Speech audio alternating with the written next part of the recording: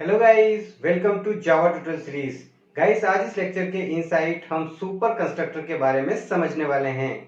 जावा में super constructor क्या होता है, जावा में सुपर कंस्ट्रक्टर का यूज कहाँ किया जाता है। इस टॉपिक को बेटर तरीके से समझने के लिए आज इस लेक्चर के इनसाइट में आपको एक प्रोग्राम बनाकर समझाऊंगा। तो प्लीज इस लेक्चर को आप लास्ट मिनट तक वॉच करें, क्योंकि ये लेक्चर आपके लिए काफी यूजफुल साबित हो सकता है। तो चलिए इस लेक्चर को शुरू करते हैं। सबसे पहले बात करते हैं सुपर कीवर्ड के बारे में। जब तक सुपर कीवर्ड के बारे में नहीं समझेंगे सुपर कंस्ट्रक्टर कैसे समझ में आएगा।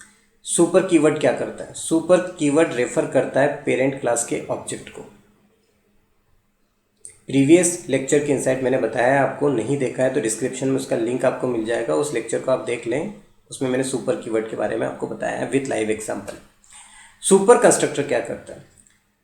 सुपर कंस्ट्रक्टर रेफर करता है पेरेंट क्लास के ऑब्जेक्ट को पेरेंट क्लास के कंस्ट्रक्टर को, यानी कि पेरेंट क्लास के ऑब्जेक्ट को पेरेंट क्लास के कंस्ट्रक्टर को रेफर करने का काम करता है सुपर कंस्ट्रक्टर। सिंपल से लॉजिक है। अब यहाँ पर लाइव एग्जांपल के बेसिस पे समझ लेते हैं और बेटर तरीके से समझ में आ जाएगा, सारे डाउट्स ही क्लियर हो जाएंगे। तो पेरेंट और चाइल्ड का रिलेशन बनाना है तो दो क्लासेस तो चाहिए कम से कम।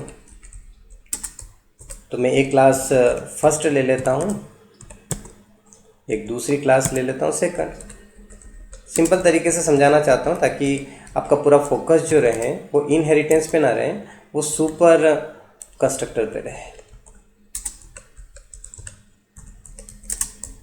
इस तरीके से ये मैंने दोनों क्लासेस के बीच में इनहेरिटेंस का कॉन्सेप्ट अप्लाई कर दिया है।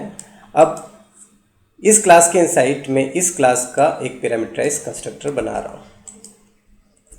कंस्ट्रक्टर के लेक्चर्स भी बनाए हैं मैंने प्रीवियस टाइम में, तो आप उनको भी वॉच कर सकते हैं। कंस्ट्रक्टर बेटर तरीके से आपको समझ में आ जाएगा।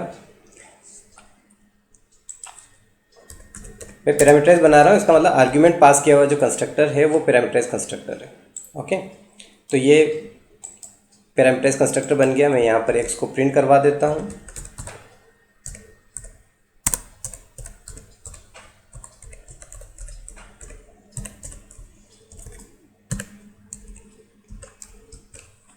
अब इसी तरीके से मैं सेकंड का भी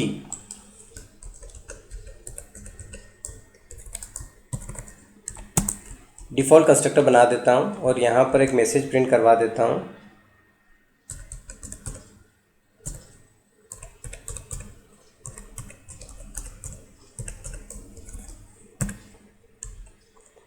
सेकंड, यहाँ पर कोई एरर शो हो रहा है तो एरर तो शो होगा क्योंकि आपने गलती किया है, लेकिन गलती इस तरीके से नहीं किया, गलती जानबूझ के किया हुआ है। अभी कोडिंग के अकॉर्डिंग तो कोई गलती हमें दिखाई देता नहीं है। अब ये गलती है तो इसका सॉल्यूशन भी होगा ही सही, तो इसको अभी अवॉइड करें। आप अभी पहले इस प्रोसेस को समझें कि ये प्रोसेस क्या हो रहा है। हमने यहाँ पर दो क्लासेस ली है, फर्स्ट और सेकंड, दोनों के बीच में इनहेरिटेंस का कॉन्सेप्ट अप्लाई किया है। फर्स्ट क्लास के इनसाइट मैंने एक पैरामीटराइज कंस्ट्रक्टर बनाया है और सेकंड क्लास के इनसाइट मैंने डिफ़ॉल्ट कंस्ट्रक्टर बनाया है। तो सीधी सी बात है, आईडी यूज़ कर रहे हैं तो वो सब जानता है, तो पहले से ही एरर शो कर देता है कि आपने मतलब गलत किया है। क्योंकि रूल ये कहता है कि जब भी आप पैरामीटराइज कंस्ट्रक्टर बनाओ तो एक डिफ़ॉल्ट कंस्ट्रक्टर ज़रूर बना दो, क्योंकि जब आप चाइल्ड क्लास के इनसाइड डिफ़ॉल्ट कंस्ट्रक्टर बनाओगे तो सीधी सी बात है कि यहाँ पर कंपाइलर क्या करता है कि सुपर कंस्ट्रक्टर बनाता है, ऐसा इस टाइप से। अब वो सुपर कंस्ट्रक्टर जो बनाता है वो डिफ़ॉल्ट बनाता है और ऊपर डिफ़ॉल्ट कंस्ट्रक्टर अवेलेबल है नहीं। आपने पैरामीटराइज बना दिया तो कंपाइलर तो अपने मन से डिफ़ॉल्ट कंस्ट्रक्टर बनाएगा नहीं, तो फिर ये एरर यहाँ पर आती है। अब इसका सॉल्यूशन क्या है? इसका सॉल्यूशन ये है कि आप अपने मन से सुपर कंस्ट्रक्टर बना दो और यहाँ पर कोई वैल्यू डाल दो इस तरीके से। अब कोई एरर नहीं आएगी। देखो एरर गायब हो गया है। तो अब हो गया क्या, इसका फ्लो समझने की कोशिश करते हैं। आप यहाँ पर चाइल्ड क्लास का ऑब्जेक्ट बनाते हैं।